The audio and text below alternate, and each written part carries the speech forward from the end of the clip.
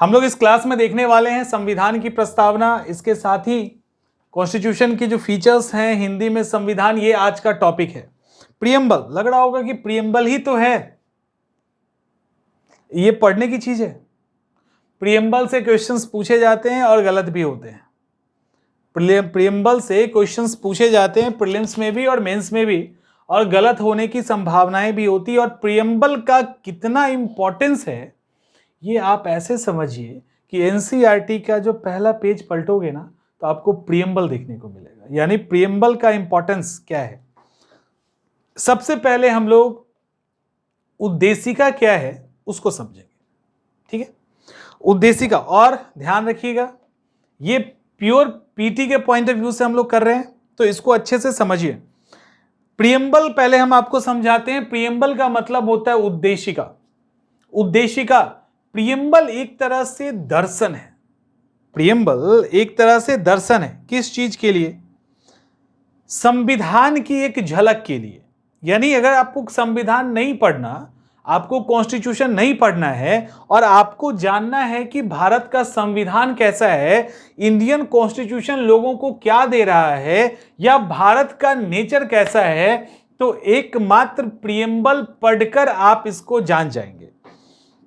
तो preamble basically Pandit Jawaharlal Nehru के द्वारा, देखते क्या है, पंडित जवाहरलाल नेहरू के द्वारा जो ऑब्जेक्टिव प्रपोजल था ना, उसी प्रस्ताव पे आधारित ये हमारा प्रियम्बल है।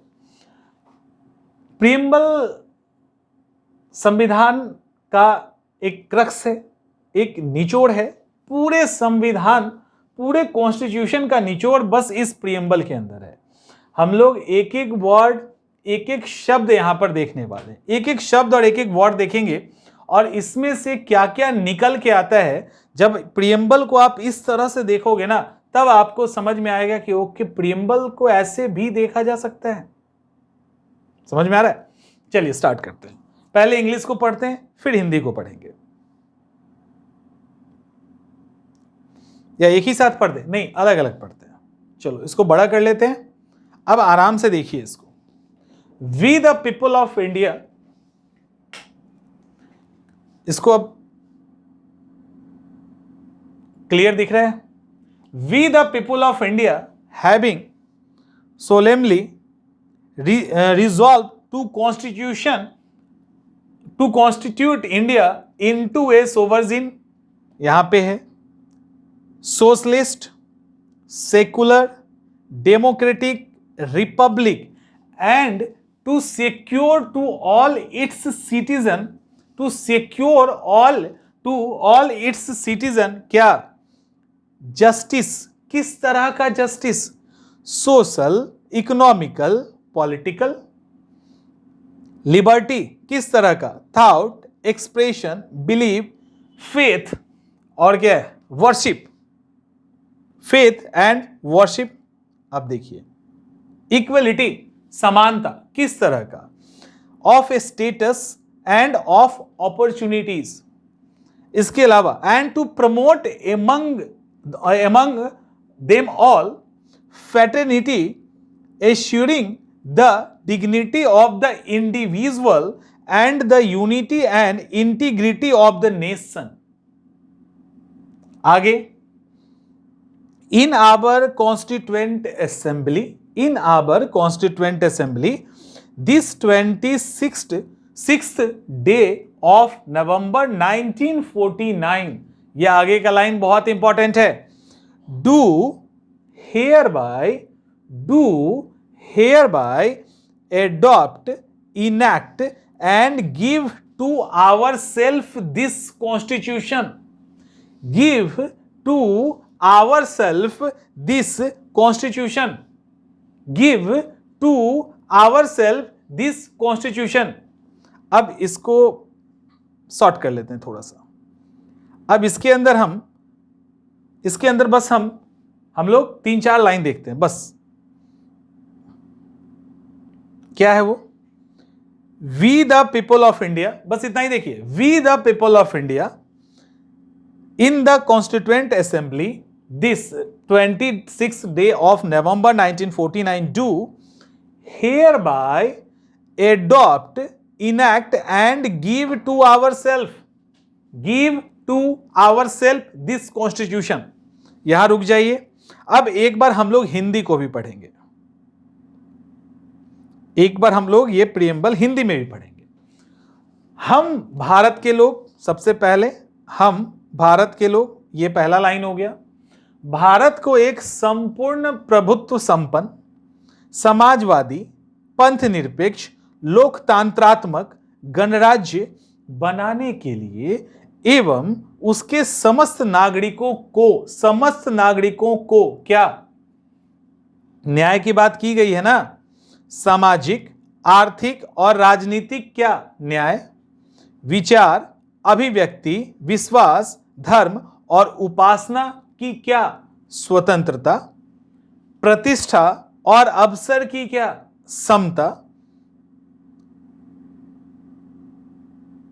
समता प्राप्त करने के लिए तथा उन सब में व्यक्ति की गरिमा और राष्ट्र की एकता और अखंडता को सुनिश्चित करने के लिए इसको आगे करते हैं, दृढ़ संकल्प होकर इस संविधान सभा में आज तारीख 26 नवंबर 1949 ईस्वी ये मिति मार्ग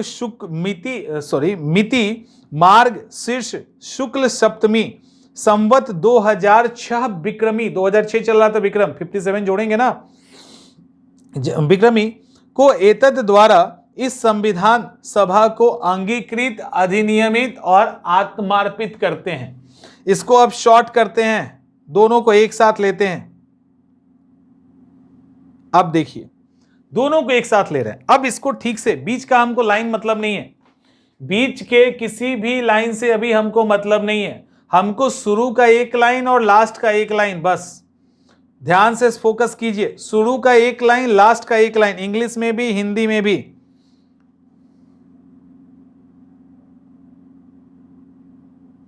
इंग्लिश में भी हिंदी में भी। पहले English, we the people of India, बस we the people of India, हम भारत के लोग। हिंदी में हम भारत के लोग, बस। इंग्लिश में in our constituent assembly, date को हटा दीजिए। Do hereby adopt, enact and give to our self this constitution, ऊपर वाले को भी हटा दो। चलो इसको भी हटा दीजिए, इसको भी हटा दीजिए, सीधा लिखिए give to our self this constitution. और हम भारत के लोग इस संविधान को अंगीकृत, अधिनियमित और आत्मार्पित करते हैं। बस बस बस बस, इतना ही। We the people of India, समझो इसको, core concept. We the people of India, हम भारत के लोग, give to our self this constitution, अब इस कॉन्स्टिट्यूशन को हम धारण करते हैं। हिंदी में क्या होगा, हम भारत के लोग इस संविधान को आत्मार्पित करते हैं। गिव टू आवर सेल्फ का हिंदी क्या होगा, आत्मार्पित करते हैं, यानी खुद उस प्रेम, जो हमारा संविधान है उसको हम अपने ऊपर डालते हैं, समझ में आ रहा है। और हिंदी में चलो कुछ भी लिखा है, अंगीकृत, अधिनियमित, उसको भी छोड़ देते हैं, समझ में आ रहा है। अब थोड़ा सा आगे चलते हैं, जरा सा आगे चलिए, ज्यादा नहीं। अब इसको देखिए बढ़िया से कि हम भारत के लोग, we the people of India, क्या कर रहे हैं। अब उसके ठीक इसके ऊपर का लाइन उठाइए इंग्लिश में, we the people of India in constituent assembly, date से हमें मतलब नहीं है, hereby adopt, enact and give to our self, हम भारत के लोग, हिंदी में आ जाइए, अंगीकृत, अधिनियमित और आत्मार्पित करते हैं। यानी हम भारत के लोग इस संविधान सभा में इस संविधान को, यानी दिस कॉन्स्टिट्यूशन को हमने क्या किया, हमने अंगीकृत किया, यानी हमने इसको एडॉप्ट किया, हमने इसको एक्सेप्ट किया, हमने अधिनियमित किया, यानी हमने इसको बनाया, हमने इसको इनैक्ट किया, और हमने खुद पर इसको आत्मार्पित किया, यानी आवर सेल्फ दिस कॉन्स्टिट्यूशन, यानी इस संविधान को का चादर हमने खुद अपने ऊपर ओढ़ा है। इस संविधान का चादर हमने खुद अपने ऊपर ओढ़ा है। ठीक है, समझ में आ रहा है? नहीं आ रहा है कि आ रहा है? बताओ,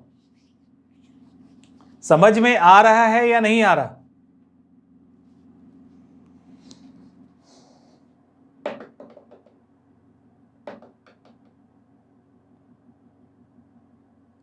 थोड़ा आ रहा है ना? ठीक है, थोड़ा आ रहा है। ये एकदम से सही जवाब है।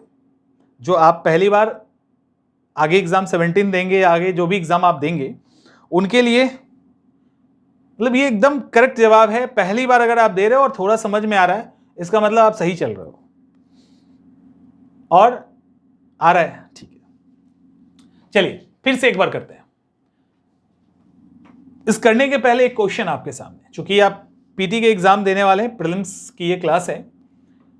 क्वेश्चन आता है कि इनमें से क्या सवाल आता है? इनमें से निम्नलिखित में से, ऐसे आता है ना, निम्नलिखित में से सुप्रीम कौन है? हाँ, इनमें से सुप्रीम कौन है, सर्वोच्च कौन है? सवाल है संसद, Indian parliament, president, supreme court and constitution. तो आंसर क्या होगा? चलो बताओ, आंसर क्या होगा? इनमें से सुप्रीम कौन है? Parliament, president, supreme court and constitution. Answer क्या होगा?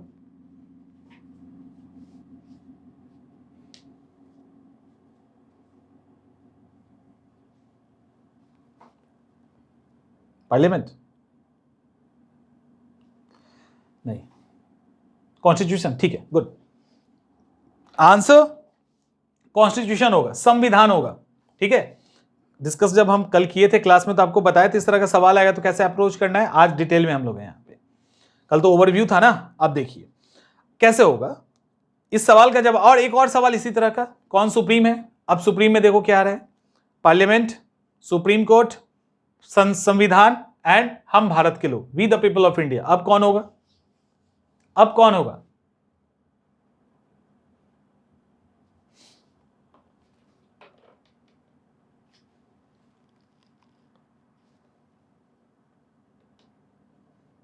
बताइए पहले।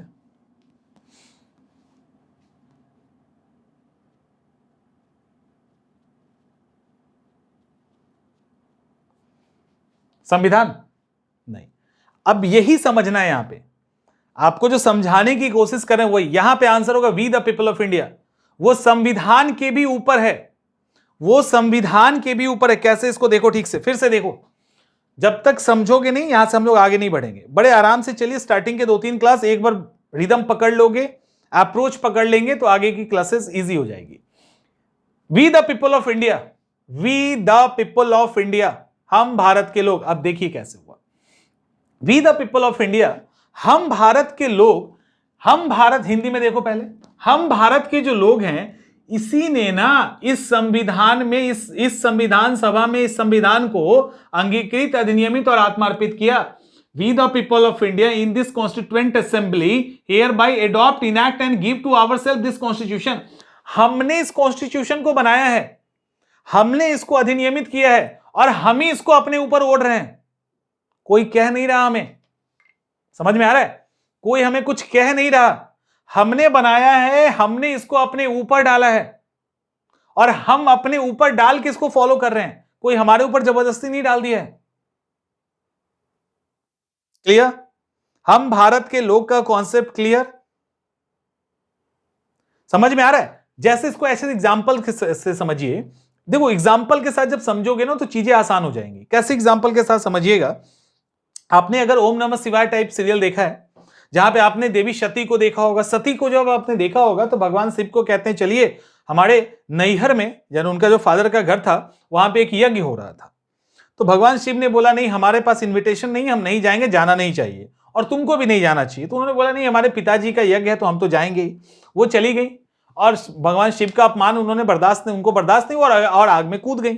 भगवान शिव इमोशनल हो गए, उनको लेके इधर उधर घूमने लगे। बाद में जब उनके 52 टुकड़े होते हैं विष्णु जी के चक्र से, तो भगवान शिव का एकदम से जो मोह है वो भंग होता है और वो फिर लगता है ये क्या। जब उनसे पूछा गया, आपको तो भगवान पता था, आप तो त्रिकालदर्शी हैं, आप तो चराचर जगत के स्वामी हैं, तो आपको तो पता था कि ऐसा होने वाला है। तो उन्होंने बोला हां, हमें पता था, हमें पता था ऐसा होने वाला है और हमको पता है आगे क्या क्या हो सकता है, लेकिन हम भी इस नियम से बंधे हैं जिस नियम को हमने खुद लागू किया है। समझ में आ रहा है कि भविष्य को बिना काम के नहीं बदलेंगे। जो हो रहा है वो प्रकृति के अनुसार होगा, जो तय है वो होगा। हमें पता है क्या होगा और हम उसको बदल सकते हैं, लेकिन हम अपने नियम से खुद भी बंधे हैं, हम उसको भी वायलेट नहीं कर सकते। ठीक उसी तरह से इस संविधान में क्या क्या नियम है वो हमने ही बनाया है, हमने ही अपने ऊपर लागू किया है और हम चाहें तो इसको बदल सकते हैं। जैसे अभी पहले क्वेश्चन का जवाब था राष्ट्रपति, पार्लियामेंट एंड सुप्रीम कोर्ट नहीं होगा, वो संविधान होगा सबसे ऊपर, क्योंकि संविधान से ही सबको पावर मिल रहा है और इनमें से कोई भी संविधान को अनर्गल तरीके से नहीं बदल सकता। लेकिन हम चाहें तो नया कॉन्स्टिट्यूएंट असेंबली बना सकते हैं, हम चाहें तो पूरे संविधान को हटा के एक नया संविधान सभा बना के एक नया संविधान को फॉर्म कर सकते हैं। ये हम कर सकते हैं, इसीलिए हम संविधान से भी आगे निकल जाते हैं। तो इसीलिए कहा उस क्वेश्चन का जवाब हम भारत के लोग इसलिए होगा क्योंकि इस संविधान का प्रियम्बल स्टार्ट होता है we the people of India से, कि हमने इसको बनाया है इस कॉन्स्टिट्यूएंट असेंबली में और हमने ही अपने ऊपर इसको डाला है। इसीलिए we the people of India, हम भारत के लोग, आगे निकल जाता है, वो मोस्ट पावरफुल हो जाता है इसके कंपेयर में। समझ में आया या नहीं आया?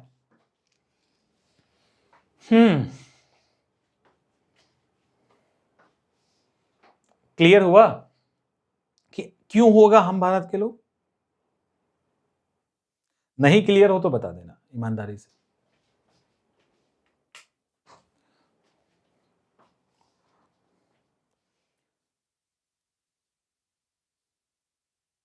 क्रिस्टल क्लियर मतलब पूरी तरह से हो गया क्लियर। अब गलती नहीं करोगे, ये ध्यान रखना, गलती करोगे तो अब डांट लगेगी।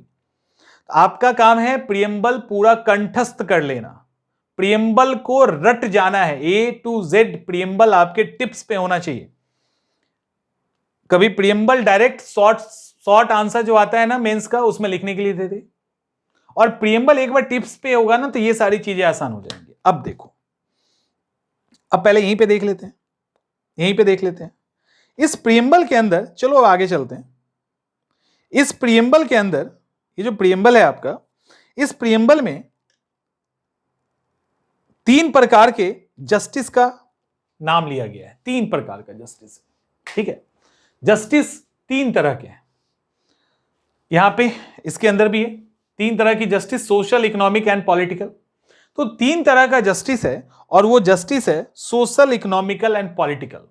तो जब संविधान पूछा जाता है, प्रीलिम्स में ये भी सवाल आता है कितने तरह के जस्टिस का उल्लेख प्रियम्बल में है, तो 3 तरह का।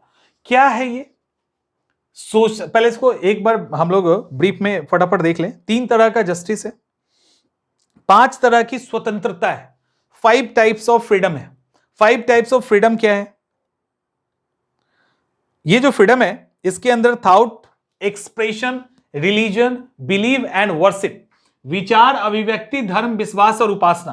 ठीक नीचे आएंगे ना तो आपको लिबर्टी, ये 5 तरह का मिलेगा, यानी विचार, अभिव्यक्ति, धर्म, विश्वास और उपासना। फिर आगे चलते हैं, यहां पे इसके अंदर 2 प्रकार की समानता है, प्रतिष्ठा और अवसर की समानता। ठीक है, प्रतिष्ठा और अवसर की समानता है, यानी स्टेटस एंड अपॉर्चुनिटी की यहां पे समानता की बात की गई है। क्लियर? अब इसको एक बार फिर से देखते हैं। सवाल है, इसको समझना पड़ेगा आपको। सोशल, इकोनॉमिकल एंड पॉलिटिकल, पहले याद कीजिए फटाफट, तुरंत याद कीजिए। 3 तरह के जस्टिस की बात है, 3 टाइप्स ऑफ जस्टिस, समझ लेना जो समझना होगा, फैक्ट्स याद रखिए एकदम टिप्स पे। 3 तरह की जस्टिस है, 3 तरह का जस्टिस है, social, economical and political. Social, economical and political, सामाजिक, आर्थिक, राजनीतिक। 3 तरह का जस्टिस, 3 जस्टिस, 3 जस्टिस और 3 जस्टिस। ठीक है, अब social, economical and political justice की जब हम बात करेंगे तो ये क्या है? सोशल जस्टिस का मतलब सामाजिक स्तर पे, सोशल लेवल पे हमारे साथ किसी भी तरह का भेदभाव नहीं होना चाहिए, किसी भी तरह का भेदभाव नहीं होना। ये नहीं है कि कोई मान लो SC ST है या कोई सो कॉल्ड कास्टिज्म के कई लेयर्स हैं इंडिया में जिसके कारण भारत तबाह है, तो मान लो कोई ऐसा है जो हमारे समाज के स्तरीकरण में, सोशल स्ट्रैटिफिकेशन के अंदर, सामाजिक स्तरीकरण में सबसे निचले स्तर पे आता है, कोई कास्ट मान लो है, तो हम उसके साथ किसी भी तरीके से मिसबिहेव नहीं करेंगे, कोई उसके राइट का हम हनन नहीं करेंगे, यानी सोशल लेवल पे हम उसको कोई भेदभाव नहीं करेंगे। और यहां पे क्या लिखा है, न्याय है ना, तो सोशल जस्टिस का मतलब एक तो होता है उसके साथ कोई भेदभाव नहीं होने देना, और वो अपने अधिकार और अपने कर्तव्य की रक्षा करने के लिए भी सक्षम होगा।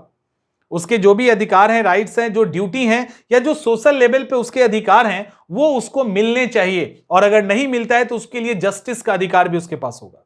समझ में आ रहा है? यही एक तरह से मोटा मोटी जो सामाजिक जस्टिस की बात है ना, वो यही है। सोशल जस्टिस का मतलब होता है किसी भी तरीके से सोशल लेवल पे उसके साथ कोई भी भेदभाव ना हो, उसका जो राइट्स हैं वो उसको बना के रखने का अधिकार है एज ए ह्यूमन बीइंग, और अगर कुछ ऐसा होता है तो उसकी वो पहुंच हो जिसके कारण उसका सोशल जो जस्टिस है उसको मिल सके। तो इसको लेकर सोशल जस्टिस की बात है, यानी समाज में वो as a human being equal treat किया जाए, इसकी व्यवस्था सरकार को करनी है, यही सोशल जस्टिस होता है ब्रीफ में। आर्थिक की बात करें तो आपको पता है कि कोशिश ये हमारा जो पहले इसको डिस्कस करते हैं फिर आगे चलेंगे। हमारा जो सिस्टम है वो जो सोशलिस्ट हमारी इकोनॉमी, एक तरह से इकोनॉमी सोशलिस्ट मिक्स्ड इकोनॉमी है, बट हमने जब आप इसको प्रीएम्बल पढ़ेंगे तो यहां पे एक वर्ड आएगा, ठीक है, कहां गया वर्ड, होना चाहिए ना, अच्छा यहां पे वर्ड गायब है कि कटा हुआ है, इसका कटा हुआ है, ओके यहां पे शब्द कट गए हैं, एक्चुअली प्रीएम्बल में जो इमेज है ना वो कट गया है। तो हमारा जो इंडिया है वो सोशलिस्ट, प्रीएम्बल के अंदर वर्ड यूज किया गया दैट इज सोशलिस्ट। कहां यूज किया गया इसको देख लीजिए, अब इसको एक्सप्लेन भी करेंगे हम लोग, दिख रहा है ये सोशलिस्ट। तो हमारे यहां यूज सोशलिस्ट का मतलब क्या होता है, क्या सोशलिस्ट का मतलब होता है सबको अंबानी बना दिया जाए, या सोशलिस्ट का मतलब होता है सब रिक्शा वाला बन जाए, या सब इक्वल हो जाए? नहीं, सोशलिस्ट का मतलब होता है जितना ज्यादा हो सके इक्वल मेंटेन, इकोनॉमिकली जो इक्वलिटी है वो मेंटेन कर सके, जितना ज्यादा हो सके जो अमीर और गरीब के बीच की खाई है उसको कम कर सके, that is equality, that is justice, उसी को हम इकोनॉमिक जस्टिस कहेंगे। ठीक है, इकोनॉमिक जस्टिस का मतलब है कि आर्थिक रूप से जो गैप है अमीर और गरीब के बीच में वो जितना कम हो सके। सोशल इकोनॉमिक जस्टिस का मतलब यह है कि जो बेसिक सुविधाएं हैं वो लोगों को तक मिल सके, ठीक है, और सरकार की कोशिश ये होगी कि जो रिसोर्सेज हैं हमारे उसका जितना इक्वल डिस्ट्रीब्यूशन कर सके, वो उसका जस्टिस होगा, वो इकोनॉमिक जस्टिस के अंदर आएगा। तीसरा पॉलिटिकल जस्टिस, वैसे आपसे ये पूछा नहीं जाएगा बट पॉलिटिकल जस्टिस क्या मतलब, अब हम मान लो हमको राष्ट्रपति बनने का मन हो जाए, प्राइम मिनिस्टर बनने का मन हो जाए, हमें एमपी बनने का मन हो, यानी हम पॉलिटिकली कुछ चाहें तो हमें जस्टिस मिले। पॉलिटिकली जस्टिस का ये भी मतलब होता है हमको वोट डालने का अधिकार है, हम सब कुछ ठीक है, कहेगा ना भाई तुम इस पर्टिकुलर कास्ट से हो, या तुम्हारी अर्निंग इकोनॉमी जो अर्निंग है पैसे वो काफी कम है, तुम रिक्शा चलाते हो, तुम नहीं दे सकते हो, तो वो भी नहीं है। पॉलिटिकल जस्टिस का मतलब पॉलिटिकली जो भी चीजें हो रही है वहां हमें इक्वलिटी हो, वहां हमारी पहुंच हो सके। समझ में आ रहा है? जैसे इंडिया में पॉलिटिकली जस्टिस है तभी तो द्रौपदी मुर्मू आज राष्ट्रपति हैं, समझ में आ रहा है? इसके पहले कोविंद साहब थे। तो मतलब कहने का मोदी जी चाय बेचते बेचते बन गए, नहीं तो कहता ना तुम गरीब आदमी हो तुम कैसे बनोगे। तो पॉलिटिकल जस्टिस का मतलब यही होता है कि हम पॉलिटिकली कोई भी राइट्स हमारे लिए अवेलेबल हो, हम वहां तक जाना चाहें तो हमारे पास रास्ते खुले हो, पहले ही बैरियर ना हो कि तुम कम पैसा कमाते हो नहीं जाओगे, तुम इतना कम पढ़े हो नहीं जाओगे, ऐसे नहीं होना चाहिए। तो पॉलिटिकल जस्टिस इसको कहते हैं।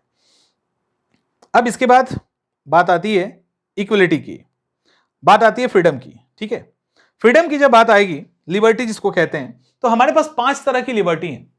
5 तरह की लिबर्टी है। पहला थॉट्स यानी विचार, दूसरा अभिव्यक्ति एक्सप्रेशन, तीसरा धर्म रिलीजन, चौथा विश्वास बिलीफ, पांचवा उपासना वर्शिप। यहां पर विचार का मतलब क्या है? थॉट्स। थॉट्स का मतलब क्या है? यानी हम कुछ कहना चाहें, यानी हमारे अंदर कुछ विचार है, उसको हम चाहे तो मुंह से कह दे, चाहे तो वीडियो बना के कह दे, चाहे तो कार्टून बना दे, इमेज बना दे, जीआईएफ बना दे, जो मन करता है बना दे। यानी हमारे पास उस चीज को एक्सप्रेस करने का यानी हमें हमारे पास अपने जो थॉट हैं उसको एक्सप्रेस करने का विचार है ना, तो उसको एक्सप्रेस करने की हमारे पास आजादी है, हमें विचार की स्वतंत्रता है। एज ए ह्यूमन बीइंग हम जब तक सोचने के, मतलब आप सोचो ना कि एज ए ह्यूमन बीइंग हम सोचने की के लिए आजाद ही नहीं होंगे तो फिर कैसे काम चलेगा। और जब हम कोई चीज सोच रहे हैं, मान लो कि अभी फिलिस्तीन इजराइल पे झगड़ा हो रहा है, फिलिस्तीन इजराइल का जो मुद्दा चल रहा है उसमें इंडिया में कुछ लोग फिलिस्तीन के साथ होंगे, कुछ इजराइल के साथ होंगे, और दोनों यहीं पे हैं, दोनों यहीं पे हैं। ठीक है, जब कोई मैच होता है, मान लो आज इंडिया न्यूजीलैंड का मैच है, इंडिया न्यूजीलैंड का मैच है, ठीक है, मैच चल रहा है, कुछ लोगों को न्यूजीलैंड का कुछ प्लेयर बड़ा अच्छा लगता होगा, चाहते होंगे कि न्यूजीलैंड बढ़िया, वो खिलाड़ी बहुत अच्छा करे, समझ है, कोई भी टॉपिक उठ जाता है। अब यही इंडिया ही एक ऐसा देश है जहां पे गोडसे के मानने वाले भी हैं और गांधी को भी मानने वाले हैं, ये उनका विचार है, ये उनका विचार है, और वो अभिव्यक्त भी करते हैं, वो बोलते हैं कि हम गोडसे को मानते हैं, हम मानते हैं कि ठीक किया उन्होंने, गांधी को गोली मार दी, ऐसे लोग भी इंडिया में हैं।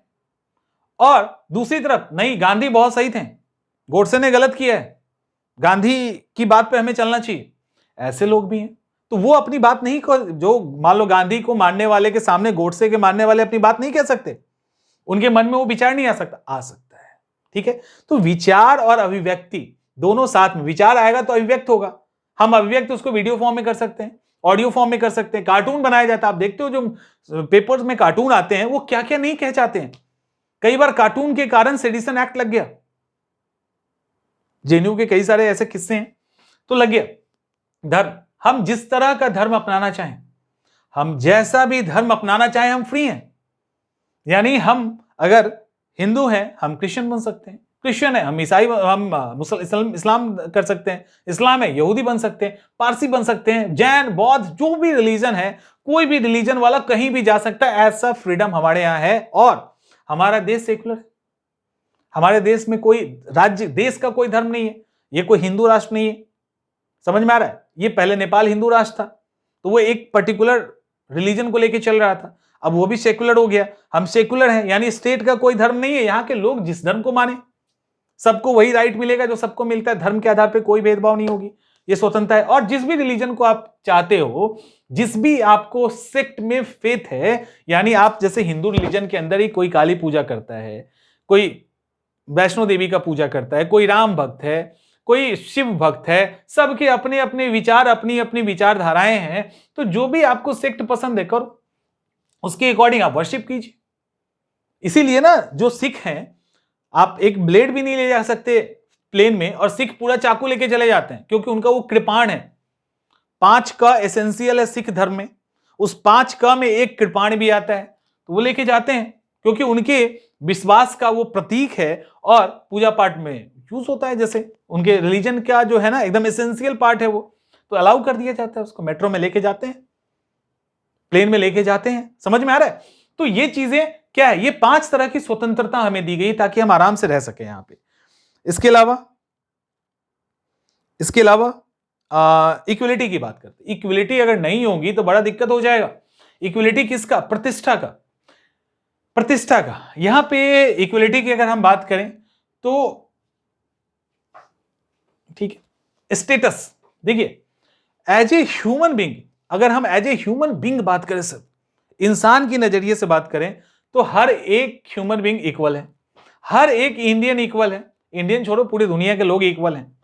तो एज ए इंसान हमें इक्वलिटी मिली हुई है, और ये इक्वलिटी सबको मिला है, सिर्फ इंडियन सिटीजन होने के नाते नहीं मिला है, यहां कोई भी आएगा उसको इक्वलिटी दी जाती है, उसको फ्रीडम दिया जाता है, तो इक्वलिटी है। और अवसर का मतलब कोई भी अवसर हो, वो पॉलिटिकल फील्ड में जाने का हो, वो सरकारी वैकेंसी निकले उसमें जाने का हो, या अलग अलग फील्ड में, तो वहां इक्वल अपॉर्चुनिटी दी जानी चाहिए। अब आप कहोगे रिजर्वेशन की बात, तो उसको भूल जाइएगा, उसको हम लोग बाद में देखेंगे, फंडामेंटल राइट में जब आर्टिकल आएगा ना तब उसको डिस्कस करेंगे, क्योंकि ये भी हॉट टॉपिक बना हुआ है, रिजर्वेशन बड़ा विवादित टॉपिक बन गया, और विवाद बढ़ चुका है, तो उसको हम लोग वहां देखेंगे। तो प्रतिष्ठा और अवसर की समानता, क्योंकि नहीं रहेगा तो फिर दिक्कत है, आप किसी को जबरदस्ती उसकी अपॉर्चुनिटी से आप उसको हटा के रखेंगे तो वो तो पिछड़ जाएगा ना, और एज ए ह्यूमन बीइंग ये नहीं होना चाहिए, उसकी प्रतिष्ठा पे आघात पहुंचेगा फिर। तो ये सारी चीजें हैं। इसके बाद तो ये सारे टर्म्स इसके अंदर यूज किए गए, राइट। अब हम लोग एक एक करके इस पे डिस्कस करेंगे। एक एक करके इसके टर्म्स को डिस्कस करते हैं, ठीक है। सोवर्जिन, इसको कहते हैं हम संप्रभुता। प्रियम्बल में लिखा है भारत एक प्रभुत्व संपन्न है, ठीक है। सवाल है इसका मतलब क्या है? भारत किस तरह से संप्रभु है? संप्रभु का मतलब क्या होता है? ठीक है, संप्रभु का मतलब क्या होता है? संप्रभु का मतलब क्या होता है? देखिए, ये इंडिया है ना, ये चाहे अभी मोदी जी मिल रहे हैं ना चाइना के राष्ट्रपति से। भारत संप्रभुता का मतलब क्या होता है? और किसी भी देश की परिभाषा के लिए, यानी राज्य की परिभाषा के लिए, बेसिकली जो देश का डेफिनेशन है वो राज्य का डेफिनेशन है, अभी हम लोग देखेंगे आगे। तो किसी भी राज्य का जब हम परिभाषा करते हैं या किसी भी देश का जब हम डेफिनेशन देते हैं, उसके अंदर एक संप्रभुता, ये जो सोवर्जिन है ये सबसे इंपॉर्टेंट है। बिना संप्रभुता का कोई स्टेट हो ही नहीं सकता। और संप्रभुता का मतलब क्या है? संप्रभुता का मतलब है कि जैसे ये मेरे पास एक रिमोट है, ठीक है। इस रिमोट का मालिक हम हैं। इस रिमोट को हम तोड़ दें, फोड़ दें, ये फेंक दें, कोई हमको कुछ कह सकता है? नहीं, क्योंकि इस रिमोट को मैंने खरीदा है। ये पूरी तरह से ये मेरे अथॉरिटी का है और इसके साथ हम जो करना चाहें हम कर सकते हैं, कोई नहीं रोक सकता, क्योंकि हमें इसके ऊपर पूरा प्रभुत्व हासिल है। पूरा प्रभुत्व हासिल है कि ये मेरा है और ये मेरे अकॉर्डिंग काम करेगा, राइट। उसी तरह से भारत एक देश है, अमेरिका एक देश है, चाइना एक देश है, और ये पूरी तरह से संप्रभु देश है। संप्रभु का मतलब होता है वो अपना भगवान खुद ही है। उस भारत को, संप्रभु का मतलब होता है इंटरनल और एक्सटर्नल मामला। यानी भारत ने अभी क्या किया? भारत ने अभी जम्मू एंड कश्मीर के 2 टुकड़े कर दिए। कोई बोलने वाला है तो बताओ? 2 टुकड़े कर दिया, उसको कर दिया कश्मीर अलग, जम्मू एंड कश्मीर अलग कर दिया, लद्दाख अलग कर दिया, स्टेट से सीधा यूटी, दादर नागर हवेली दमन एंड दीव मिला दिया गया, तेलंगाना अलग कर दिया गया। कोई कुछ कह सकता है? CRR, CAA, NRC ला रहे हैं, नहीं ला रहे हैं, सब जो CAA NRC है ला रहे हैं, नहीं ला रहे हैं, वो पूरा इंडिया अपना तय करेगा उसको लाना है नहीं लाना है।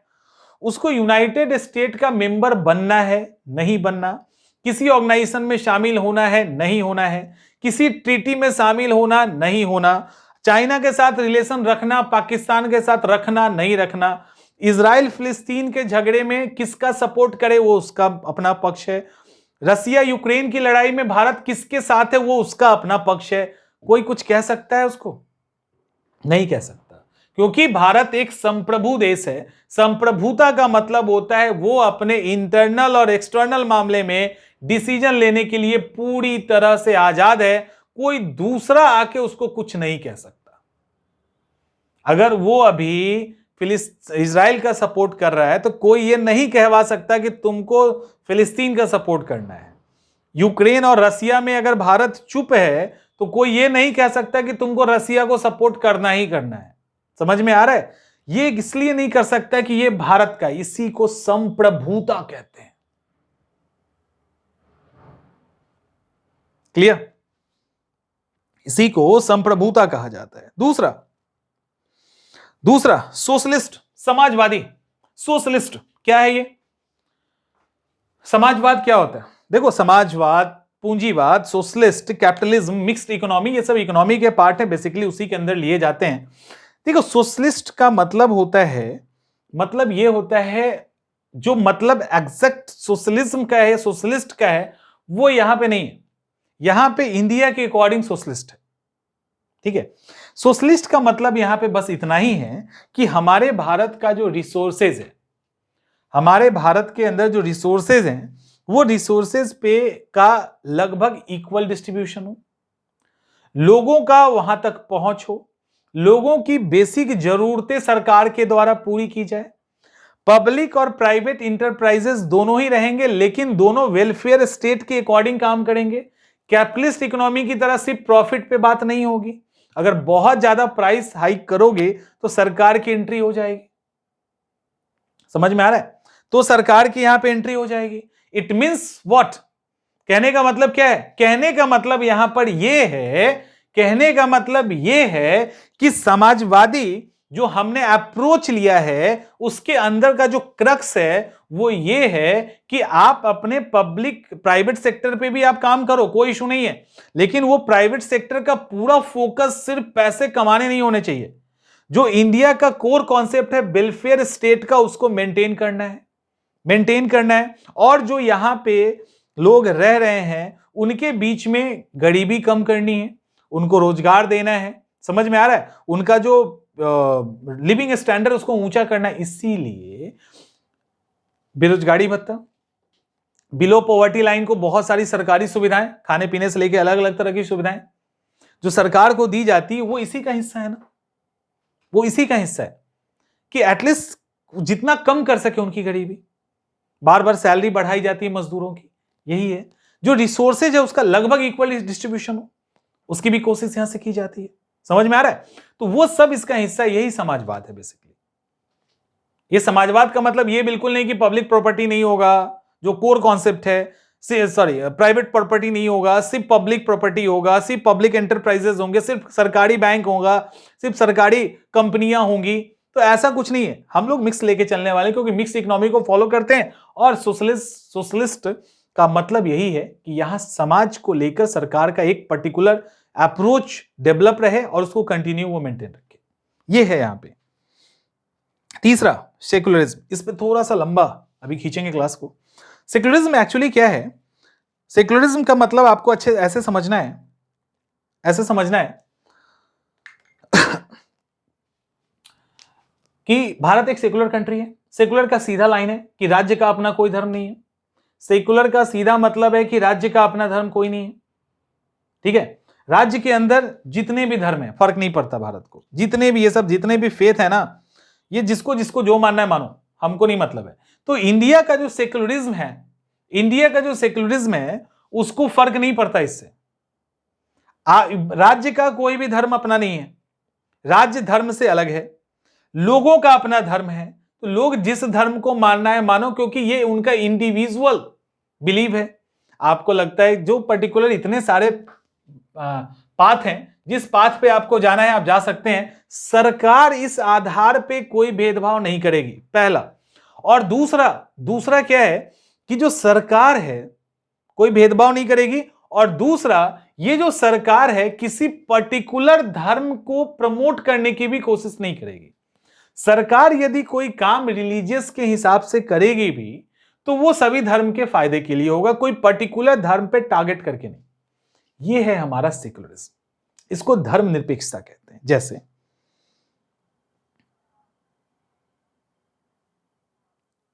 अब थोड़ा सा हम लोग कॉन्सेप्ट पे आते हैं, थोड़ा सा अंदर चलते हैं, थोड़ा सा, ज्यादा नहीं चलेंगे। मैं बिल्कुल समझ रहा हूं कि आपकी पॉलिटी पीटी की क्लास है, बट थोड़ा सा समझाने के लिए, ताकि आपको आगे मेंस के लिए भी अप्रोच अगर डेवलप करना पड़े तो आपको दिक्कत ना हो। देखो, ये इंडिया है ना, ये इंडिया है और ये ब्रिटेन है। ठीक है, ये ब्रिटेन है और यहां पे चर्च है। आपको पता है जो धर्मनिरपेक्षता शब्द है ना, जो सेकुलरिज्म का शब्द है, जो सेकुलर वर्ड है, उसमें भारत का कॉन्सेप्ट ही अलग है और दुनिया से, और दुनिया का कॉन्सेप्ट अलग है। खास करके अगर इंडिया की कॉन्सेप्ट पे बात करें ना, इंडिया के कॉन्सेप्ट पे बात करें तो इसको देखिए, इंडिया सेकुलर जो इंडिया से निकल के आता है वो इस तरफ जाता है, देखो इसको, और यही सेकुलर जो इस रास्ते से जाता है वो इस तरफ जाता है। मतलब जो इंडियन सेकुलर है वो यहां पे कोई ईश्वर होंगे इसकी जरूरी नहीं है, इसका जरूरत नहीं है। इंडियन सेकुलरिज्म का मतलब, इंडियन रिलीजन का मतलब, पहले रिलीजन होगा तब तो सेकुलर की तरफ जाएंगे। इंडियन रिलीजन का कतई मतलब नहीं है कि रिलीजन में टॉप पर कोई ईश्वर होगा ही नहीं, एकदम नहीं है। ठीक है, लेकिन वेस्टर्न कॉन्सेप्ट में धर्म का मतलब है कि वो ईश्वर एक होगा ही होगा, बिना ईश्वर के हो ही नहीं सकता धर्म। तो इंडियन रिलीजन बहुत ही बड़े एंगल पे है। इंडियन रिलीजन में एक जगह जाके आप शून्य हो सकते हैं, इस जगह पे आप ईश्वर के जगह पे आप सत्य को ले सकते हैं, आप दया को उठा सकते हैं, आप क्षमा, करुणा, कुछ भी आपका टारगेट एक ट्रूथ हो सकता है। समझ में आ रहा है? आपका टारगेट कोई भी अच्छाई हो सकती है, कोई क्वालिटी हो सकता है, उसको लेके आप आगे बढ़ सकते हो। अब आपको लगे ऐसा कैसे हो सकता है? ऐसा कैसे हो सकता है? ऐसा इसलिए हो सकता है, ऐसा इसलिए हो सकता है क्योंकि महाभारत में कहा गया है धार्यते इति धर्मा, जिसको धारण किया जा सके वही धर्म है, और धारण कभी भी ईश्वर को नहीं किया जाता। रामदेव बाबा एक बार बोले थे ना कि शनि ग्रह किसी पे शनि ग्रह का प्रभाव पड़ गया, शनि ग्रह सवार हो गया, ठीक है, तो वो बोले शनि ग्रह अगर सवार हो जाए तो आदमी का तो कचूमर निकल जाए। समझ में आ रहा है? तो ये क्यों कहा गया? क्योंकि आपके यानी इंडिया के अंदर बौद्ध और जैन भी है ना। क्या बौद्ध और जैन में कोई उस तरह का ईश्वर का कॉन्सेप्ट है जो हिंदू रिलीजन और इस्लाम और जो ईसाई में है? नहीं। रिलीजन में क्या होता है कि रिलीजन में एक आपका पर्टिकुलर आदर्श होगा, उस आदर्श तक पहुंचने के एक सर्टेन रास्ते होंगे, कुछ किताबें होंगी, कुछ पूजा पद्धति होगा, और उसके थ्रू आप वहां तक पहुंचेंगे। वो जरूरी नहीं है कि यहां पे ईश्वर हो, ये कोई भी आदर्श हो सकता है।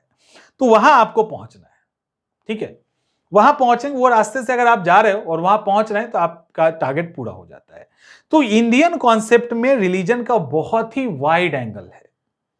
यहां हम गॉड की जगह, गॉड को तो ले ही सकते हैं, उसकी जगह किसी आदर्श को भी मानकर उसकी तरफ हम बढ़ सकते हैं। क्योंकि अगर ईश्वर को स्ट्रिक्टली फॉलो करते हैं तो बौद्ध और जैन धर्म नहीं होता, लेकिन बौद्ध और जैन में धर्म की कुछ चीजें पाई जाती है, जैसे एक टॉप पे उनको क्या लेना है? निर्वाण प्राप्त करना है। समझ में आ रहा है? महात्मा बुद्ध ने भी निर्वाण प्राप्त किया और जैन ने भी किया। निर्वाण प्राप्त किया तो ज्ञान कहीं ना कहीं से मिला है, उस निर्वाण के लिए वो जा रहे हैं, लेकिन निर्वाण वहां ईश्वर नहीं है, वहां निर्वाण प्राप्त करना उनका मकसद है। बौद्ध को बौद्ध से मिलना मकसद नहीं है, जैन से मिलना मकसद नहीं है, गलतफहमी दूर कर लीजिएगा, उनका मकसद निर्वाण है। तो इस हिसाब से तो रिलीजन ही नहीं होगा। लेकिन रिलीजन क्यों होगा? क्योंकि उस निर्वाण तक पहुंचने का एक सर्टेन पाथ है, कुछ किताबें हैं, कुछ तरीके हैं, उसके थ्रू वो वहां पे जा रहे हैं, इसलिए उसको ईश्वर कहा जाता है। और वेस्टर्न में तो ईश्वर का कॉन्सेप्ट यहां पे जो है ना वो नैरो है। और एक और कारण है कि ये लोग ईश्वर जो इंग्लैंड था और इंडिया में एक और चीज का अंतर है। इंडिया को आप ठीक से देखिए तो इंडिया क्वालिटी की बात कर रहा है ना, यानी गुणों को भी ले सकता है ईश्वर के रूप में। यहां पे ऐसा नहीं है। और यहां हुआ क्या, जैसे मान लो ब्रिटेन की बात करते हैं, तो यहां हुआ क्या कि लंबे समय तक चर्च और राजा के बीच में झगड़ा, इन दोनों के बीच में झगड़ा लंबे समय तक, इसको उठाते हैं हम लोग, ठीक है, लंबे समय तक इन दोनों के बीच में फाटाफाटी कि भैया इस ब्रिटेन को चलाएगा कौन। इटली में भी यही कहानी चल रहा था, इटली को चलाएगा कौन।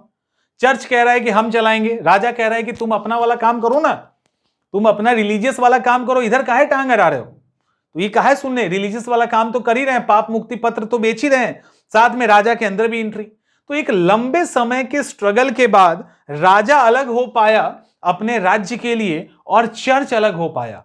तो चर्च को बोला राजा ने कि चुपचाप तुम ना अपना रिलीजन वाला काम देखो, इधर आए तो टांग तोड़ देंगे।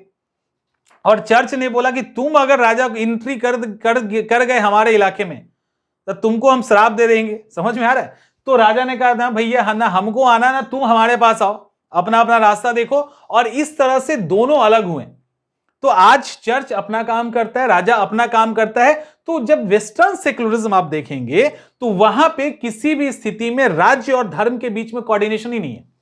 ये दोनों के बीच में कोई भी इक्वल पाथ नहीं है कि दोनों मिलके यहां चले। दोनों का रास्ता अलग है, एक का इधर है एक का इधर है, ठीक है, दोनों के रास्ते अलग अलग है। लेकिन इंडिया में ऐसा नहीं है, क्योंकि आपने कोई भी, वो मुगल का राज हो, सल्तनत का राज हो, मौर्य का हो, गुप्तों का हो, फर्क नहीं पड़ता, जो भी उनके मौलवी थे, पंडित थे, ब्राह्मण थे, जो भी थे, वो और राजा दोनों मिलकर राज करते थे। राजा को दिक्कत हुआ सजेशन ले लिया, उनको दिक्कत हुआ सजेशन दे दिए, और राजा भी मान लिया, वो भी मान लिया, क्योंकि दोनों को अपने अपने अधिकार तय नहीं करने थे। जो यहाँ पे मौलवी ब्राह्मण टाइप के जो लोग थे उनको राजा के साथ मिलकर चलना था। तो यहां पे कोई ऐसी झगड़ा हुई नहीं। तो झगड़ा हुआ ही नहीं तो अलग धर्म को बिल्कुल अलग करना, राज्य को बिल्कुल अलग करने की जरूरत नहीं पड़ी। तो ये जो सेकुलरिज्म है ये बेसिकली वेस्टर्न कॉन्सेप्ट है। इंडियन कॉन्सेप्ट में ऐसा जरूरत ही नहीं पड़ा, और जरूरत पड़ा भी तो इंडिया शुरू से ही इस तरह से न्यूट्रल रहा है। वो राज किसी का भी रहा हो, कभी देखा है किसी को डिस्टर्ब करते हुए?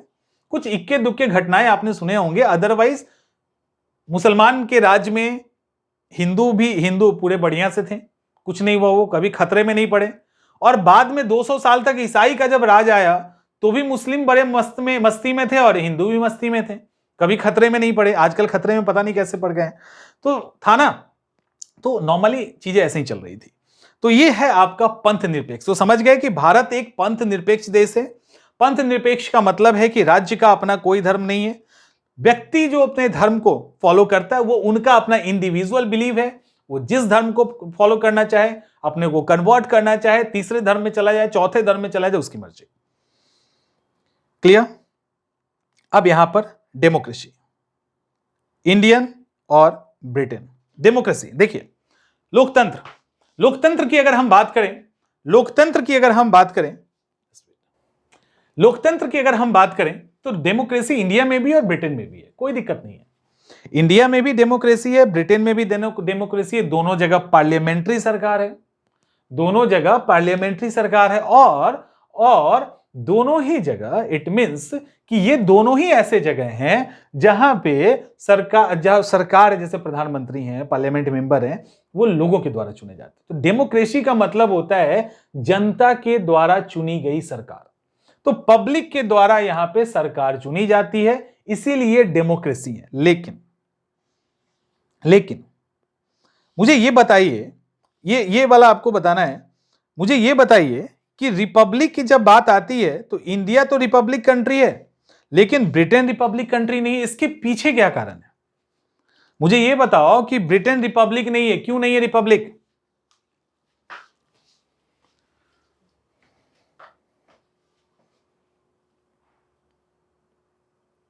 इंडिया और ब्रिटेन डेमोक्रेटिक तो है बट रिपब्लिक नहीं है। रिपब्लिक का हिंदी होता है गणतंत्र। हिंदी पूछ रहे हो? गणतंत्र, मतलब भारत एक गणतंत्रात्मक देश है, रिपब्लिक कंट्री है, ब्रिटेन नहीं है। कारण क्या है? और कमाल की बात है कि इंडिया दुनिया का पहला गणतंत्रात्मक यानी रिपब्लिक कंट्री है।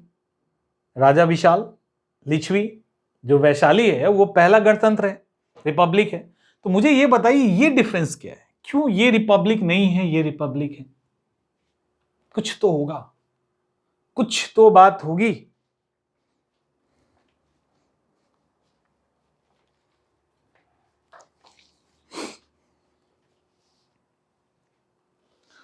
नो सर, ठीक है।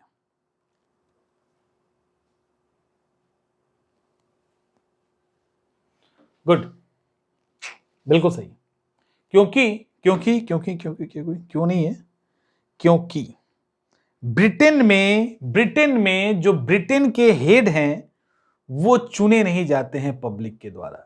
जिस देश में, वो कोई भी हो सकता है, जिस देश में उस देश का हेड पब्लिक के द्वारा नहीं चुना जाएगा वो रिपब्लिक कंट्री नहीं होगी। वो किसी भी और फॉर्म की कंट्री हो सकती है लेकिन वो रिपब्लिक नहीं होगी क्योंकि टॉप अथॉरिटी जो है वो इलेक्टेड नहीं है। ब्रिटेन की बात करें अगर, तो ब्रिटेन की जो टॉप वहां पे जो राजा रानी है वो चुने नहीं जाते, उस वंश से सक्सेसर के रूप में यानी उत्तराधिकारी के रूप में आते हैं। लेकिन भारत की अगर हम बात करें तो भारत में चुना जाता है। पहले रामनाथ कोविंद थे, अब हटके द्रौपदी मुर्मू हो गई, आगे कोई और हो सकता है। तो इंडिया में जो टॉप हेड हैं, जो राष्ट्रपति हैं टॉप में, तो उनका इलेक्शन होता है। इसी इलेक्शन के कारण इसको हम रिपब्लिक कहते हैं। और यही टॉप इलेक्शन नहीं होने के कारण वो अब चूंकि एक पर्टिकुलर खानदान से आते हैं सक्सेसर फॉर्म में, इनको चुनने का पब्लिक को हक नहीं है, इसीलिए यहां राजतंत्र है, यहां गणतंत्र है। ठीक है, तो डेमोक्रेटिक तो दोनों है, यहां भी पार्लियामेंट चुन के आती है और भारत में भी पार्लियामेंट चुन के आता है। लेकिन टॉप अथॉरिटी जो हमारे यहां राष्ट्रपति हैं वो उसको लोग चुनते हैं, भले वो इनडायरेक्ट ही क्यों नहीं चुने। हम लोग अभी बात करेंगे जब राष्ट्रपति में आएंगे तो इनडायरेक्ट ही चुनाव होता है, लेकिन लोग इनडायरेक्टली पार्टिसिपेट करते हैं ना। यहां पे ऐसा कुछ नहीं है। यही वो पर्टिकुलर रीजन है कि हम इंडिया को Republic, democratic and Republic country कहते हैं, जबकि नहीं। क्लियर?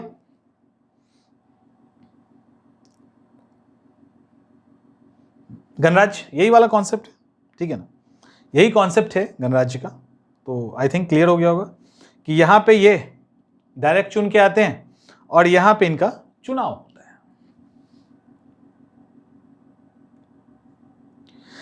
चलिए बताइए, संविधान में संशोधन हुआ। संविधान में सबसे पहले आपको ऐसे ही बताना है, पहले बताओ प्रियम्बल में अभी तक कितनी बार अमेंडमेंट हुआ है? कितनी बार प्रियम्बल में कितनी बार अमेंडमेंट हुआ है, संशोधन हुआ है?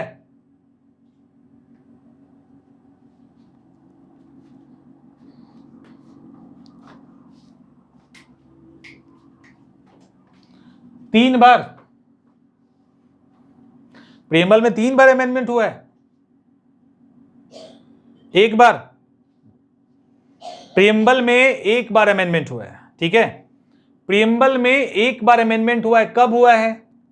कब हुआ है? अच्छा, अमेंडमेंट जब हुआ तो कितने शब्द जोड़े गए?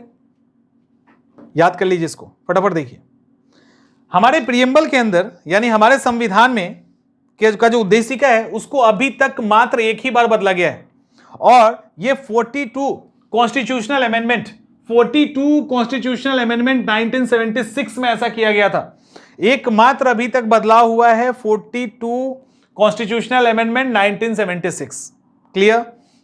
और जब ये बदलाव हुआ तो इसके अंदर 3 शब्द को जोड़ा गया। यहां पर देख लीजिए, पहला समाजवादी जो अभी हमने पढ़ा वो जोड़ा गया है, धर्मनिरपेक्षता नहीं था, जोड़ा गया है, अखंडता नहीं था, जोड़ा गया है, इंग्लिश में सोशलिस्ट, सेकुलरिज्म, इंटीग्रिटी, ठीक है, जोड़ा गया है, जोड़ा गया है। और इस जोड़ने के बाद इस पे केस हो गया। तो कोर्ट ने बोला कि क्यों केस कर रहे हो बेवकूफ की तरह? सरकार की तरफ से दलील थी कि ये सब तो है ही है ना, इसको और क्लियर करने के लिए प्रियम्बल में हमने ऐड कर दिया है, बस इतना ही है। कोर्ट ने भी बोला बात तो सही कह रहे हैं ये, बस इसको ऐड किया गया है। इंडिया तो अखंड है, इंटीग्रिटी है, सेकुलर है, सोशलिस्ट है, तो अब क्या दिक्कत है? जोड़ दिया तो जोड़ दिया और अच्छे से क्लियर हो गया। समझ में आ रहा है? तो याद कीजिए फटाफट, 42 constitutional amendment 1976 42 constitutional amendment, 3 word जोड़े गए। हमारे इंडियन कॉन्स्टिट्यूशन के प्रियम्बल को आज तक केवल 1 ही बार संशोधन किया गया है। संशोधन का जैसे ही अधिकार मिला, कहां मिला? केशवानंद में अभी देखेंगे। वैसे ही 42 कॉन्स्टिट्यूशनल अमेंडमेंट 1976 से उसके अंदर बदलाव किया गया, 3 शब्द जोड़े गए, समाजवाद, धर्मनिरपेक्षता, अखंडता। समाजवाद, धर्मनिरपेक्षता, अखंडता, socialist, secular and integrity, socialist, secular and integrity. हमारे प्रियम्बल में अभी तक 1 ही बार बदलाव किया गया है, 1 ही संशोधन हुआ है। 42 1976 में 3 शब्द जोड़े गए, समाजवाद, धर्मनिरपेक्षता, अखंडता, socialist, secular and integrity. Clear? Clear?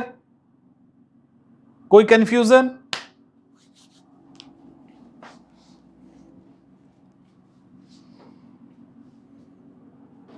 जब मैं बोलूं यहां से ना तो आपको उधर से बोलना है, आपको याद करना है। समझ में आ रहा है? आपको भी साथ साथ बोलना है। क्लास जो हमारा है वो इंटरेक्टिव इसलिए है कि आपको साथ साथ बोलना है, और जब डाउट सेशन लेंगे उस समय तो बिल्कुल एक्टिव रहिएगा। क्लियर? चलिए ठीक है, अब आगे। अब सवाल है कि प्रियम्बल के अंदर जो ये बदलाव आया, ये तो हो गया ना, प्रियम्बल के अंदर जो ये बदलाव आया, इस बदलाव में 2 आपको केस याद रखना है। 2 केस याद रखना है, सवाल पूछा जा सकता है। इसमें पहला केस है बेरुबरी संघ मामला 1960 में, और एक केशवानंद भारती केस है 1973 में। केशवानंद वर्सेस केरल राज्यवाद बहुत ही फेमस केस है, 1973 की बात है ना। और प्रियम्बल में बदलाव कब हुआ? 42 कॉन्स्टिट्यूशनल अमेंडमेंट 1976। इसके पहले परमिशन ही नहीं था बदलने का, तो बदलेंगे कैसे? बेरुबरी मामला जब आया था 1960 वाला, तो बेरुबरी में यह कहा गया कि जो प्रियम्बल है, जो प्रस्तावना है, वो संविधान का पार्ट नहीं है। जो प्रियम्बल है, जो प्रस्तावना है, वो संविधान का पार्ट नहीं है। बेरूबड़ीवाद में कहा कि जो प्रियम्बल है, प्रस्तावना है, वो संविधान का पार्ट नहीं है, और जो संविधान का पार्ट ही नहीं है उसको तुम कैसे डाल दोगे? समझिए इसको, जो संविधान का पार्ट नहीं उसको बदल कैसे दोगे? तो उसको आप आर्टिकल 368 से नहीं बदल सकते। बाद में केशवानंद में केस आया 1973। जब केस आया, मैटर तो चल ही रहा था, डालना था इसको, तो केशवानंद में जब केस आया तो केशवानंद ने कहा नहीं नहीं, प्रियम्बल भी जैसे और संविधान के पार्ट है ना, उसी तरह से प्रियम्बल भी इसी संविधान का पार्ट है।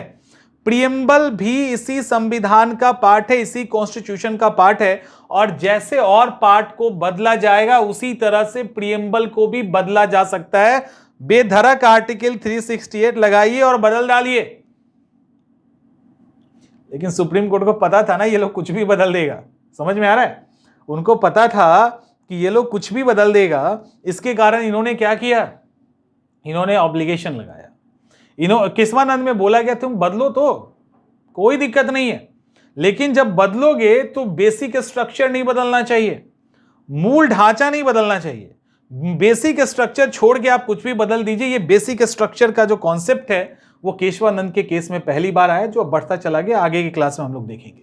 ठीक है, तो बोला बेसिक स्ट्रक्चर चेंज छोड़ के आप बदल सकते, इसीलिए 1976 में इसको बदला गया और वर्ड्स जोड़े गए। प्रियम्बल आपका यहां से डन होता है। थोड़े से और हैं तो उसको ज्यादा जानने की मेंस के पॉइंट ऑफ व्यू से जरूरत, पीटी के पॉइंट ऑफ व्यू से नहीं है। वो ये है कि प्रस्तावना की उपयोगिता, एक तो मैं अच्छा कर ही लेते हैं, प्रियम्बल की जो उपयोगिता है क्या है, ये भी पीटी के सवाल में आ सकता है, कोई बड़ी बात नहीं है। इसका क्या है? पहला, ऐतिहासिक स्रोत के रूप में, यानी एकमात्र आप देखोगे, ये इंपॉर्टेंट है प्रीलिम्स के हिसाब से, एकमात्र संविधान बना कब? पूरा आप कॉन्स्टिट्यूशन को खंगाल दीजिए, अगर आपको पता चल गया तो बता दो। सिर्फ प्रियम्बल में ही ऐसा लिखा है कि 26 नवंबर 1949 को संविधान बना है, तैयार हुआ है। इंटायर कॉन्स्टिट्यूशन में कहीं नहीं है। तो एकमात्र प्रियम्बल ही बताता है कि संविधान कब तैयार हुआ। तो इसका एक हिस्टोरिकल एविडेंस जो है ना वो है। दूसरा भारत के शासन की प्रकृति, कि किस तरह का सेकुलर है, सोशलिस्ट है, डेमोक्रेटिक है, रिपब्लिक है, कौन बताता है? कहीं है लिखा हुआ? यही तो बताता है। संविधान के अर्थ के निर्धारण में कई बार मतलब ऐसा हुआ कि कंफ्यूजन होता है, तो सुप्रीम कोर्ट ने एक वर्डिक्ट दिया, सुप्रीम कोर्ट ने एक निर्णय दिया संविधान के अर्थ निर्धारण में। सुप्रीम कोर्ट ने कहा कि यदि किसी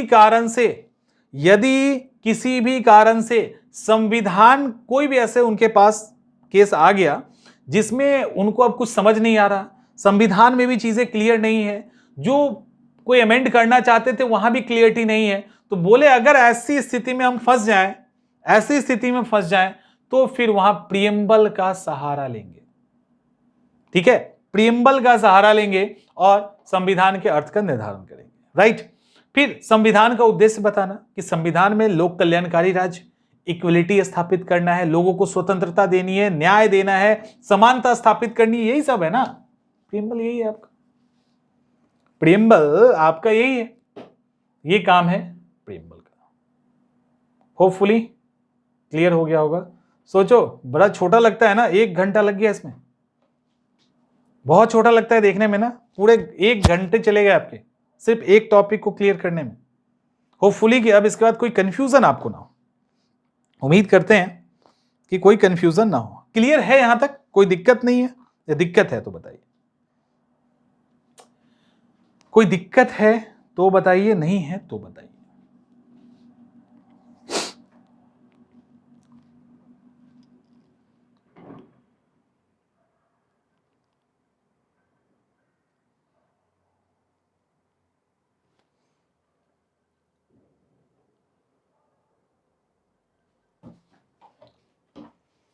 ठीक है, चलिए, दिक्कत होगा तो एक बार और देख लेना, और क्लासेस जो नोट्स है ना वो पढ़ लीजिएगा, आपका क्लियर हो जाएगा। दूसरा, अब हम आगे चलते हैं। आगे हमारा जो टॉपिक आने वाला है, आ गया है, वो है संविधान की विशेषता, फीचर्स को लेकर ज्यादा दिमाग नहीं लगाना, आप लोगों को 1 लाइन में ही फीचर्स को क्लियर कर लीजिए अपने, उसमें ज्यादा नहीं जाना है, थोड़ा थोड़ा मैं ब्रीफ में समझा दे रहा हूं बस। फीचर में आपका पहला है सर्वाधिक विस्तृत और लिखित संविधान। सर्वाधिक विस्तृत और लिखित संविधान, यानी आपका जो ये संविधान है दुनिया का, एक तो रिटन कॉन्स्टिट्यूशन है वो तो ठीक है, और भी है अमेरिका अलग अलग, लेकिन दुनिया का सबसे लंबा लिखित संविधान है, यानी सबसे ज्यादा लिखा हुआ संविधान है। यानी दुनिया में इससे बड़ा कॉन्स्टिट्यूशन ही नहीं है जो रिटन में है। अब मन में आएगा कि यार क्यों, why this constitution is so long, इतना टेंशन दे दिया, हम लोगों को याद करना पड़ता है, एग्जाम में क्वेश्चन गलत हो जाता है ना। ये वो संविधान है जिसमें देश की भी बात है, स्टेट की भी बात है, लोकल गवर्नेंस की भी बात है, उसके अलावा कई सारे कॉन्स्टिट्यूशनल बॉडीज हैं उनकी बात है, बहुत सारे प्रोसेस है, मतलब ऐसे सब कुछ, fundamental right, fundamental duty, state duty, citizenship, क्या नहीं है वो। आप सब कहोगे कि इतना देने की क्या जरूरत, हम बेवकूफ हैं, तो लिटरली हम बेवकूफ हैं, सही में हम बेवकूफ हैं, और वो जानते थे कि हम बेवकूफ हैं। अभी तक तो पॉलिटिकल अवेयरनेस आया ही नहीं, जेन्युइन डिमांड की जगह कुछ और करते रहते हैं, सरकार से कुछ और पे खुश होते हैं, तो ये बेवकूफी ही तो है। उनको पता था ये बेवकूफ है, इसी कारण उन्होंने सारे प्रोविजन को क्रिस्टल क्लियर लिखा कि कोई सरकार बेवकूफ ना बना दे, कोई सरकार तानाशाह हो गया तो इनके अधिकार को ना छीन ले। तो इसलिए इतने अच्छे से लिख दिया गया है कि जो इंडियन बेवकूफ है उनका अधिकार न चला जाए, बेचारे का सीधा साधा है, उनको दिक्कत ना हो जाए, लिखा गया। इसके अंदर अभी 465 के आसपास आर्टिकल हैं, 25 पार्ट्स हैं, शेड्यूल्स हैं, तो ये सब क्या है, 12 शेड्यूल है। तो मैं ऐसे करके पूरा एकदम लंबा चौड़ा नियम का जखीरा है। 60 देशों का संविधान भी पढ़ा है हमने। कठोरता और लचीलेपन का समन्वय है। कठोरता लचीलेपन का समन्वय का क्या मतलब है, यानी हमारे संविधान में कुछ ऐसे संशोधन है, उसको नेक्स्ट क्लास में हम लोग देखेंगे और फिर डिस्कस करेंगे इस पे, जिसको बड़े इजीली, मतलब उसको तो हम अमेंड भी कर देते हैं, उसको संविधान संशोधन भी नहीं कहते। जैसे राज्य का नाम बदलना, उसकी सीमा बदलनी, नई राज्य बना देना, संसद के वेतन भत्ते सांसद के, मतलब ये सब वो चीजें हैं ना जिसको हम बदल भी देते हैं, और आर्टिकल 368 के अंदर संशोधन भी नहीं है। वहीं पे कुछ like fundamental right, like 7th schedule को बदलना, ठीक है। अब वो अगर हम बदलने जाएं तो हमें विशेष बहुमत तो चाहिए फंडामेंटल राइट के लिए, और शेड्यूल में अगर छेड़छाड़ करेंगे तो विशेष बहुमत के साथ साथ आधे राज्यों का सपोर्ट भी चाहिए, आधे राज्यों का सपोर्ट भी चाहिए, तो वहां झंझट ज्यादा है, ठीक है। तो एक तरफ कुछ मामलों में बहुत ही फ्लेक्सिबल है, कुछ मामलों में बहुत ही रिजिड है, तो ये कहीं ना कहीं उसके बीच का एक मिक्सचर है, ठीक है। इसके अलावा संविधान की सुप्रीमेसी, यानी हमारे यहां अल्टीमेट क्या है, संविधान है, हमारे यहां जो सुप्रीम है और कुछ और नहीं संविधान है, उसकी सुप्रीमेसी पे कोई उंगली नहीं कर सकता। इसके अलावा एकात्मक झुकाव के साथ संघात्मक व्यवस्था, यानी federal system with A union nature, यानी यूनिटरी बेंट। कहने का मतलब यह है कि हमारा जो संविधान है वो नॉर्मली फेडरल और यूनियन का मिक्सचर है, ठीक है। फेडरल और यूनियन का मिक्सचर है, ज्यादातर आपको उसके अंदर फेडरल वाला ही चीजें दिखेंगी। तो हमारे यहां दोनों का मिक्सचर है, एक तो फेडरल का मिक्सचर, इसलिए फेडरल में लिखित संविधान होता है, केंद्र और राज्य के बीच में पावर का डिस्ट्रीब्यूशन होता है, एक स्वतंत्र न्यायपालिका होती है, ठीक है, ऑल इंडिया सर्विस है। यहाँ पे यूनियन नेचर के अंदर है कि जो स्टेट लिस्ट के अंदर है वो स्टेट अपना बनाएगा नॉर्मल कंडीशन में। तो कहने का मतलब यह है कि हमारे यहाँ एकात्मक और संघात्मक दोनों तरह का नेचर है, तो फेडरल नेचर भी है और यूनियन नेचर भी, दोनों का मिक्स चलता है, इसीलिए इसको क्वासी फेडरल कॉन्स्टिट्यूशन कहा जाता है, अर्ध संघीय संविधान कहा जाता है, ठीक है, इसको अर्ध संघीय संविधान कहा जाता है। क्लियर। इसके बाद संसदीय व्यवस्था, पार्लियामेंट्री सिस्टम, ब्रिटेन में जैसा है कुछ उसी तरह का पार्लियामेंट्री सिस्टम हमारे यहां भी है। अब इसके अंदर और डिटेल में क्या है, जब पार्लियामेंट देखेंगे तो देखेंगे कि कैसे हमारे यहां पर हाउस है, लोअर हाउस है, कैसे उनका इलेक्शन होता है और क्या प्रोसेस है। इसके अलावा हमारे यहां लोकतांत्रिक गणराज्य है, बताने की जरूरत नहीं है ना। डेमोक्रेसी क्यों है, पता चल गया। रिपब्लिक क्यों है, डिस्कस कर चुके हैं। हमारे यहां संप्रभुता है, बताने की जरूरत नहीं है, राइट। हमारे यहां धर्मनिरपेक्षता है, सेकुलर है, सेकुलरिज्म है, बताने की जरूरत नहीं है, हो चुका। हमारे यहां सिंगल सिटीजनशिप है, तो जब नागरिकता का देखेंगे तो पता चल जाएगा। वैसे भी आप जानते ही हैं कि हम सिर्फ भारत के नागरिक होते हैं, ऐसा नहीं है कि हम बिहार के, यूपी के, केरल के, तमिलनाडु के नागरिक हैं और साथ में इंडिया के हैं। जैसा अमेरिका में होता है। अमेरिका में लोग स्टेट नागरिक भी होते हैं और यूनाइटेड स्टेट ऑफ अमेरिका के भी नागरिक होते हैं, डुअल सिटीजनशिप है। हमारे यहाँ ब्रिटेन की तरह सिंगल सिटीजनशिप है। हमारे यहाँ वयस्क मताधिकार है, यानी एडल्ट फ्रेंचाइजी है, यानी जो भी 18+ है, मानसिक रूप से शारीरिक रूप से कैपेबल है, तो किसी और आधार पे और कोई गलत काम नहीं किया तो उनको हम वोटिंग राइट दे देते हैं, लो वोटिंग करो। धर्मनिरपेक्षता हो गया। चलिए, सार्वभौम वयस्क मताधिकार, fundamental right and fundamental duty, ठीक है, fundamental right and fundamental duty. तो ये सब जो है फंडामेंटल राइट, डीपीएसपी और ड्यूटी, ये सब हम लोग बाद में कर लेंगे। यानी ये वाला जो सेक्शन है, जब फंडामेंटल राइट करेंगे, फंडामेंटल ड्यूटी करेंगे, तो उसको हम लोग उसमें मेंशन कर देंगे। एक यहां पे टर्म यूज होगा, एक हम लोग अभी करने वाले हैं, वो है हिंदी में कॉन्स्टिट्यूशन। ये जो भारत का संविधान है, आपको पता है कि ये इंग्लिश में है। जो ओरिजिनल कॉन्स्टिट्यूशन हमारा था वो इंग्लिश में था, उसको इंग्लिश में लिखा गया था, लेकिन बाद में उसका हिंदी ट्रांसलेशन किया गया। तो जब इंग्लिश में लिखा गया तो उसका हूबहू हिंदी ट्रांसलेशन किया गया और यहां पे देखिए 58वां संविधान संशोधन हुआ, उसके अंदर 22वां भाग जोड़ा गया। ठीक है, 58वें संविधान संशोधन से 22वां भाग जोड़कर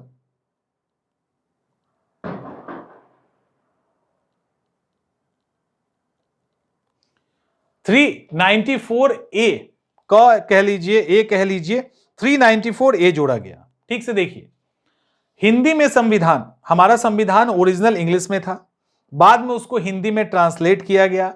58 कॉन्स्टिट्यूशनल अमेंडमेंट से पार्ट 22 ऐड किया गया। उसके पार्ट 22 में के अंदर 394A शामिल करके संविधान को हिंदी में, मतलब संविधान हिंदी में होगा, हिंदी में वो प्रिंट होगा, हिंदी में उसको छापने की जो अथॉरिटी है वो राष्ट्रपति को दिया गया। ठीक है, वो सारी अथॉरिटी राष्ट्रपति को दिया गया। और यहां पे ये कहा गया कि हिंदी में जो संविधान आएगा, संविधान के सदस्यों के द्वारा जो हस्ताक्षरित संविधान है, जो ओरिजिनल कॉन्स्टिट्यूशन है, उसको हिंदी में ट्रांसलेट करने का और पब्लिश करने का राइट राष्ट्रपति को है। और जब जब इस संविधान में संशोधन होगा, आगे अमेंडमेंट होता रहेगा ना, जब जब होगा तो वह अमेंडमेंट भी ट्रांसलेट होके नए संविधान में जुड़ता चला जाएगा। यानी अब आगे जो भी आएगा वो उसके अंदर आ जाएगा। और एक और चीज है यहां पे, एक और चीज ये है कि जो हिंदी का सेंटेंस होगा वो ऐसा नहीं कि as it is cut copy paste, जैसे नहीं गूगल ट्रांसलेट कर दिया, वो वाला ट्रांसलेशन नहीं होगा। जो प्रॉपर फॉर्मेट है, ठीक है, जो प्रॉपर आधिकारिक फॉर्मेट होता है हिंदी का, देखते हो हिंदी लिखने का एक तरीका होता है, ऑफिशियल लेटर आता है, तो उस आधिकारिक फॉर्मेट के अंदर वो हिंदी लिखनी है। ठीक है, आधिकारिक फॉर्मेट के अंदर वो हिंदी लिखना है। तो उनका जो पर्टिकुलर नियम है, फॉर्मेट है हिंदी का, उस आधार पे इसको लिखा जाएगा। तो इस तरह से राष्ट्रपति को ही इंग्लिश में हिंदी में संविधान निकालना, और जो भी अमेंडमेंट होगा वो अमेंडमेंट को इस नए संविधान में ऐड करना, इनको उसने राष्ट्रपति को ऑथराइज किया गया है। तो ये फैक्ट है। आज की क्लास के लिए इतना काफी है। यहां तक किसी को कोई दिक्कत है तो बताइए। किसी को भी कोई दिक्कत है तो आप बता सकते हैं। ठीक है,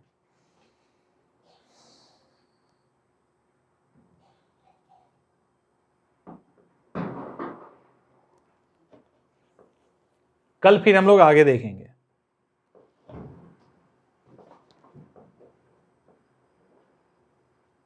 अच्छा, कल आपका डाउट क्लास है।